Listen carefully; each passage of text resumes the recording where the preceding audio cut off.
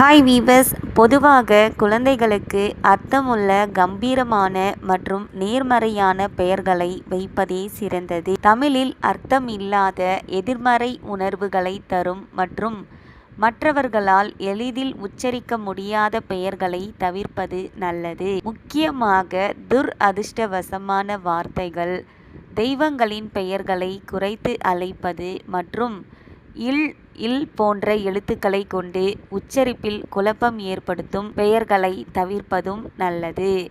அழுகை, சோகம், பலவீனம் அல்லது அவநம்பிக்கையை குறிக்கும் பெயர்களை தவிர்க்க வேண்டும். இல்லம் போன்ற வீட்டை குறிக்கும் சொற்கள் அல்லது பொருட்களின் பெயர்களை தவிர்க்க வேண்டும். முருகன், பெருமாள், அம்பாள் போன்ற தெய்வங்களின் பெயர்களை குறைத்தே அல்லது மரியாதையின்றியோ வைத்து அழைப்பதை தவிர்க்க வேண்டும். ஒரு சிலரால் கடினமான உச்சரிப்பு கொண்ட பெயர்களை கூப்பிட முடியாமல் கஷ்டப்படுவார்கள். அத்தகைய பெயர்களை தவிர்க்க வேண்டும். சட்டவிரோத அமைப்புகள் அல்லது பயங்கரவாத அமைப்புகளின் பெயர்களை வைக்கக்கூடாது.